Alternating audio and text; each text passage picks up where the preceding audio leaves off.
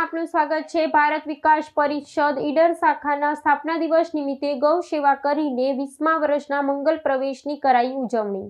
27 ડિસેમ્બરે ભારત વિકાસ પરિષદ ઈડર શાખાનો સ્થાપના દિવસ હોવાથી ભારત વિકાસ પરિષદ ઈડર શાખા દ્વારા પાંજરાપોળ ખાતે જઈ શાખાના સભ્યોએ ગૌ સેવા માટે 6 બોરી સાબરદાન ગાયોને ખવડાવ્યું અને શાખાના 20 વર્ષના મંગલ પ્રવેશની ઉજવણી ગૌ સેવા કરીને કરી। આ કાર્યક્રમમાં મુખ્ય નરસિંહભાઈ કે પટેલ, પૂર્વ પ્રમુખ ડોક્ટર ગુણવંતભાઈ જોશી, પ્રાંત ગતિવિધિ સેવા કન્વીનર નિકેશભાઈ સંખેશ્રા, મંત્રી સંજયભાઈ કે સોની, ખજાનચી અશોકભાઈ સોની, રાષ્ટ્રીય સમૂહગાન સ્પર્ધા સંયોજક હરીશભાઈ કુમાવત, ગતિવિધિ સેવા કન્વીનર શૈલેન્દ્રસિંહ રાઠોડ, ગતિવિધિ સંપર્ક કન્વીનર સુભાષભાઈ પટેલ, મહિલા સંયોજિકા અનિતાબેન ગોસ્વામી, હર્ષાબેન કુમાવત, કમલેશભાઈ દરજી ને અજયભાઈ ગાંધી, રમણભાઈ વગેરે હાજર રહ્યા હતા। રિપોર્ટર ચેતનભાઈ જોશી, ઈડર।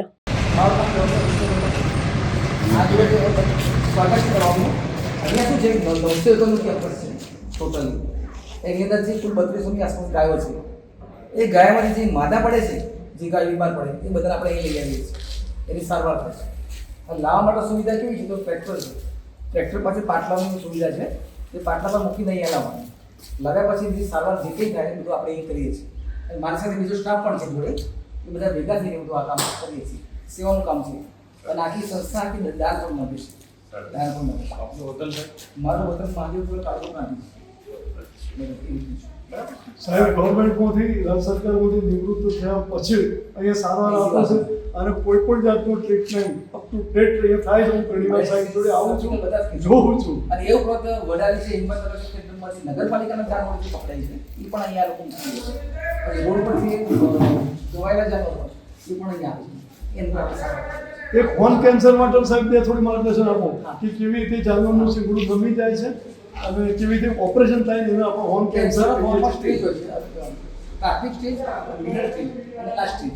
પ્રાથમિક સ્ટેજમાં કેવું હોય, તમને ખ્યાલ ના આવે જલ્દી, પણ નાકમાંથી પ્રવાહી જેવું જડતું હોય, જે શરીરનો કેન્સર હોય સિંગડામાં નાકમાંથી પ્રવાહી કરે એટલે આપણને થોડી શંકા પડે કે નાકમાંથી એક જ સાઈડ રસ્તામાંથી પાણી પડે, પરંતુ સાધારણ લોહી આવે એટલે એમ લાગે કે કેન્સરની શરૂઆત થઈ છે। એવું છે કે કેન્સરની શરૂઆત હોય ત્યારે સિંગડું નમે નહીં, એ મધ્યમ સ્ટેજમાં જાય ત્યારે સિંગડું સહેજ નમે એટલે બે સિંગડાનો આકાર છે એ થોડો બદલાય એટલે આપણને એમ લાગે કે આમાં ગમે તે સિંગડામાં કેન્સર છે, જે નમ્યું હોય કેન્સર એ સાઈડ નમી ચાલે।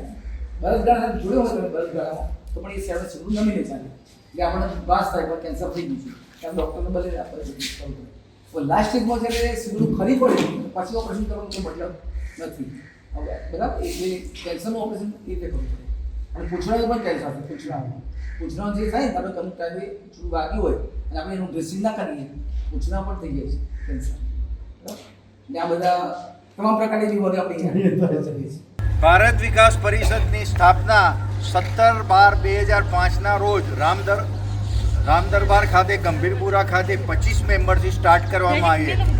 અત્યારે ભારત વિકાસ પરિષદના 85 મેમ્બર છે અને પૂર્વ પ્રમુખ શ્રી જોશી સાહેબ અને અત્યારે નરસિંહભાઈ અને સંજયભાઈ, શૈલેન્દ્રસિંહ, અશોકભાઈ, બધા જ બીજા જે મેમ્બર્સ છે એ લોકોએ ખૂબ જ પરિશ્રમ કરી અને કિશનભાઈ એ સ્થાપક ખજાનચી હતા, ભંવરલાલ, કૈલાસસિંહ આ બધા સ્થાપક મેમ્બર હતા, ડૉક્ટર કિરીટભાઈ આ પણ સ્થાપક મેમ્બર, ડૉક્ટર બિનીતભાઈ સ્થાપક ઉપપ્રમુખ હતા। એ બધાએ ખૂબ જ મહેનત કરી અને ભારત વિકાસ પરિષદ આજે 19 વર્ષ પૂર્ણ કરી અને 20મા વર્ષમાં પ્રવેશ કરે છે।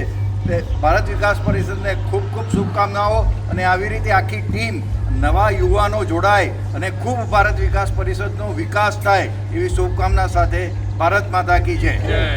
ભારત વિકાસ પરિષદનો આગામી કાર્યક્રમ 28 ડિસેમ્બરે છે। ભારત વિકાસ પરિષદ મહિલાઓનું બી એક મોટું સંગઠન, એની સાથે મહિલા સંયોજિકા નીપાબેન અને અત્યારે વર્તમાનની અંદર અનિતાબેન અને બીજા જે બહેનો છે એ હર્ષાબેન કુમાવત અને હરીશભાઈ કુમાવત આ બધા કાર્યકર્તાઓ, અજયભાઈ ગાંધી તથા સુભાષભાઈ, દરેક લોકોએ આજે 28મી તારીખે જે પ્રોગ્રામ થાય છે એની અંદર સ્નેહ મિલન બી થશે, જે વર્ષનું રહી ગયું છે। દિવાળી પછી અમે તરત જ કરીએ છીએ, પરંતુ લગ્ન સિઝનના લીધે અમે આ ડિસેમ્બરની 28મીએ લગ્ન ગીત સ્પર્ધા અને સ્નેહ મિલન કરીએ છીએ। એના માટે સર્વ કાર્યકર્તાઓ સતત એના માટે સક્રિય છે અને ખૂબ સારી રીતે પ્રોગ્રામ થાય એવી શુભેચ્છા છે. અને લગ્ન ગીત સ્પર્ધા એ આપણી ભૂલાયેલી જે પરંપરા છે એને જાગૃત કરવા માટે ઈડરની લગભગ 80 જુદી જુદા વિસ્તારની જુદા જુદા મહિલા મંડળના કાર્યકર્તાઓ ભેગા થઈ અને લગ્ન ગીતનું આયોજન થશે અને ઈડર ટાઉન હોલ ખાતે આયોજન થવાનું છે. સૌને શુભકામનાઓ.